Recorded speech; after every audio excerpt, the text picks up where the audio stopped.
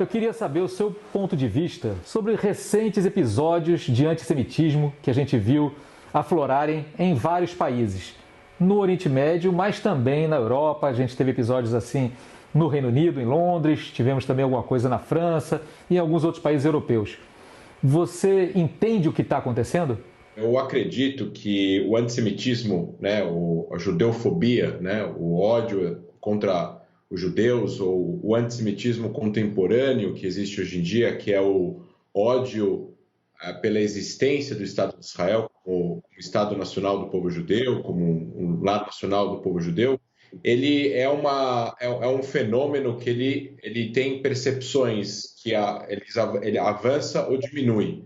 E quando existe um conflito armado em Israel, ou existe algum problema de segurança que envolva alguma ação militar israelense, e não importa o contexto para muitas pessoas, não importa se é contra o Hamas, se a Jihad Islâmica está atirando foguetes em civis israelenses, tem gente que vai usar o que está acontecendo para tirar o seu antissemitismo, sua judeofobia, que é o que nós vimos em muitos locais, na Inglaterra, em Los Angeles e Nova York, de judeus sendo agredidos nas ruas, simplesmente pelo fato de serem judeus. Você acha que seria possível, quer dizer, a gente olhando de fora, pensando bem daqui do Brasil, olhando para esse contexto europeu, do Oriente Médio mesmo, haver uma manifestação crítica, dura, eventualmente na rua, criticando o governo de Israel, sem que isso se transforme numa manifestação antissemita?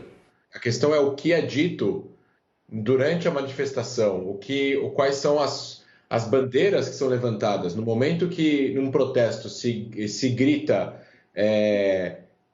desculpe a palavra, mas estuprem as filhas dos judeus, o exército de não sei quem está chegando, e viva o Hamas, viva o Hezbollah, todo o apoio à Jihad Islâmica, bandeiras desses grupos nessas manifestações,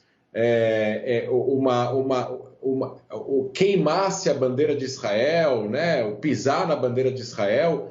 Esse tipo de manifestação não é uma manifestação que está emitindo uma opinião política baseada em um fato que foi contextualizado e que está sendo agora discutido. Os cartazes que mostram muitas desses protestos, né, muitas pessoas vão com cartazes que dizem exatamente o que essas pessoas, muitas delas, apoiam, né? O fim da existência desse Estado, do Estado de Israel. E aí não é uma questão que tem a ver com uma política específica de Israel e tem a ver com a existência do Estado. A gente está falando de uma questão que tem 73 anos e não uma questão política que aconteceu nas últimas 2, 3 semanas. Mas o que nós presenciamos aí nas últimas semanas, em muitos, não estou falando todos os protestos, mas em muitos desses protestos, foi apoio ao terrorismo, o fim do Estado, a morte de pessoas dentro do Estado, a morte de judeus, israelenses, árabes dentro do Estado de Israel, que são cidadãos israelenses, a deslegitimização do Estado como país e, ao mesmo tempo, um discurso de ódio com comunidades judaicas fora do Israel, na diáspora, né? Quando pessoas escrevem nas mídias sociais Hitler estava certo, estuprem as suas filhas, a gente está falando de puro antissemitismo e o motivo pelo qual ele está sendo agora vindo à tona é uma ação militar em Israel contra o Hamas na faixa de Gaza, mas poderia ser qualquer outro. Muitas vezes, situações extremas ou de desesperança ou de conflitos explícitos acabam alimentando o que há de mais radical em diversos dos atores presentes naqueles conflitos. Não faltam analistas que dizem que o Hamas só conseguiu ser eleito para governar a faixa de Gaza por conta da situação absolutamente extrema em que estava aquela população palestina ali na faixa de Gaza. A minha pergunta é: como incentivar num momento desses tão complexo que aqueles mais moderados entre os palestinos, e a gente sabe também da inoperância da Autoridade Nacional Palestina, mas como que esses atores que tenderiam ao diálogo saiam fortalecidos de um momento desse e não ainda mais enfraquecidos? E do lado israelense também, aqueles que não pregam, digamos assim, uma postura apenas de força em relação aos palestinos, aqueles que pregam a solução consensual, como fortalecer, digamos, a ideia do diálogo? Marcelo, essa pergunta é uma pergunta de $1 milhão, né? Para não dizer $1 bilhão. Então, é uma questão extremamente complexa, né? Enquanto que, assim, o Hamas foi eleito, acabou fazendo um governo, só para contextualizar, de união, mas 6 meses depois, um ano depois, ele acaba tirando a autoridade palestina da faixa de Gaza.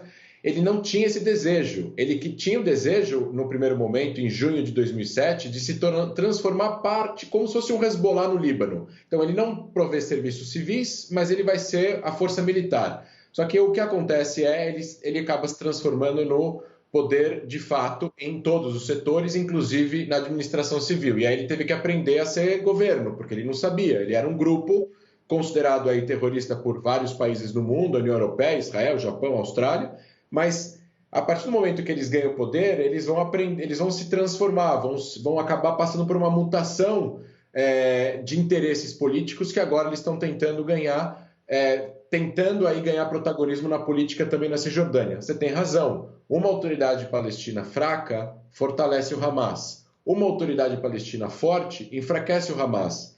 A questão é qual é a encruzilhada que Israel prefere estar.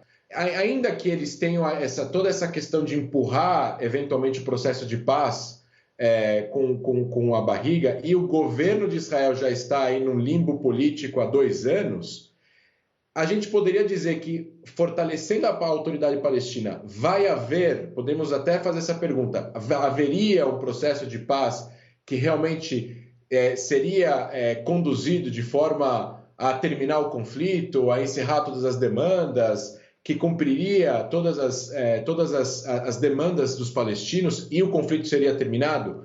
Pelo histórico, como aconteceu nos últimos 20 anos, não foi o que aconteceu. Então tem que ter outros processos com outros players, inclusive países árabes e islâmicos, que ajudem a autoridade palestina a realmente chegar a conseguir apoio político, não técnico, porque o acordo tecnicamente ele é possível, mas político, para conseguir, então, avançar. Isso é um processo que não depende só de Israel, depende muito da autoridade palestina e de outros players também.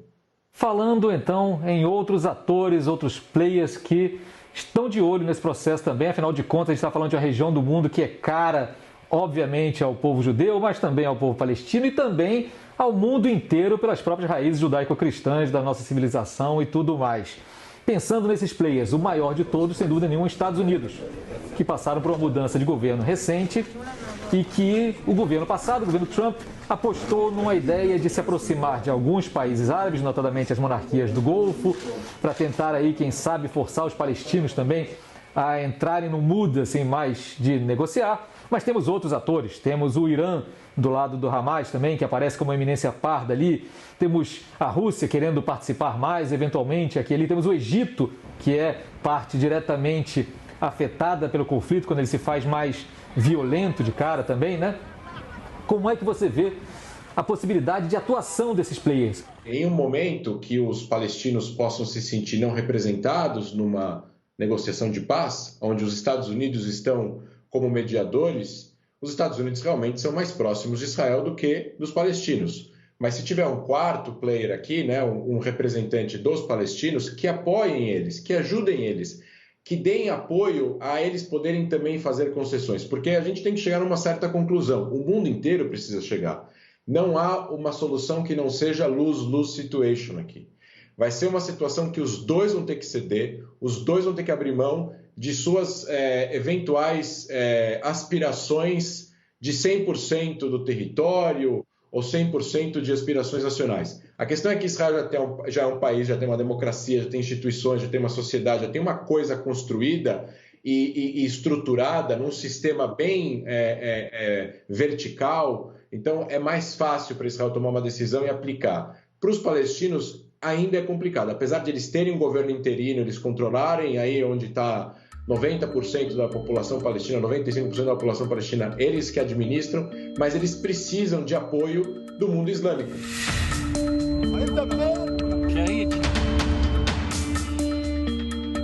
Porque se, por exemplo, eles forem renegociar Jerusalém, eles tiverem que ceder parte da soberania de Jerusalém para Israel, eles estão negociando algo que para não só eles é muito sagrado, mas para 1,5 bilhões de muçulmanos é muito sagrado. Então, é muito importante todos esses players. E aí você tem uma divisão básica, e eu concluo com isso.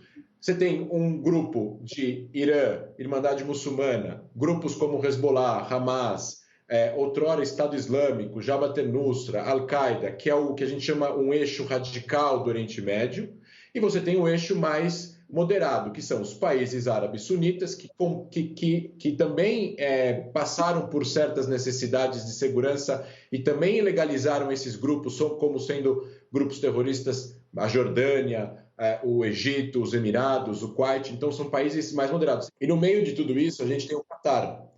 O Catar é um país que ele joga em todos os... Ele dança em todos os casamentos, Marcelo. Então, o Catar conversa com o Irã, conversa com os Estados Unidos, conversa com Israel, dá dinheiro para o Hamas. Então, o Catar ele gosta de ter essa função meio Nações Unidas do Oriente Médio, mas ele também controla o maior canal de televisão estatal, a Al Jazeera, que influencia 350 milhões de pessoas.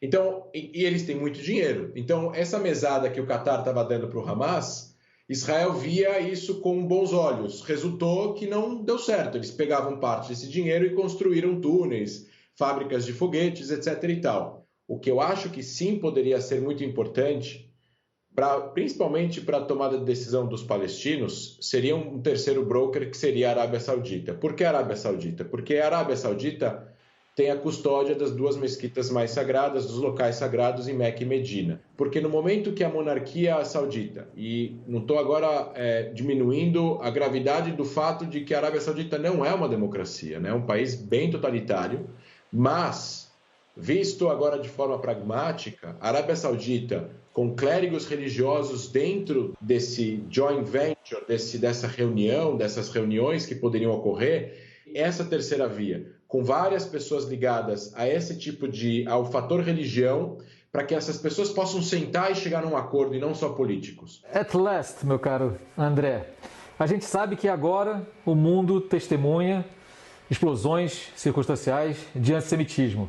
A gente sabe também que nesses mesmos locais do mundo que a gente viu isso nas últimas semanas, a gente já viu, pouco tempo atrás, explosões de islamofobia também. E, coincidentemente, fica a impressão de que grupos ultranacionalistas, neofascistas, neonazistas se aproveitam muitas vezes dessas causas para colocar sua agenda na rua também. Pensando assim num diálogo ideal, você acha que num futuro mais pacífico haveria espaço para uma troca de experiências e de um comportamento que fosse juntar os povos semitas, no caso judeus e árabes, quer dizer, os islâmicos e os judeus, numa mesma causa a favor do diálogo assim? Isso é algo utópico demais? Olha, eu acho não só que a gente tem que vislumbrar como uma possibilidade, eu acho que isso já existe, na verdade. O que eu acho é que quem está nas ruas fazendo essas ações é uma minoria barulhenta e que precisa, obviamente, ser repreendida pela maioria pacífica. Isso em tudo na vida, né? Que não tem que ter espaço para racismo, para preconceito, e isso inclui falar que Israel não tem o direito de existir ou que os palestinos não têm o direito de existir. Os dois têm direito de existir, os dois têm direito à autodeterminação. Isso vale para os dois.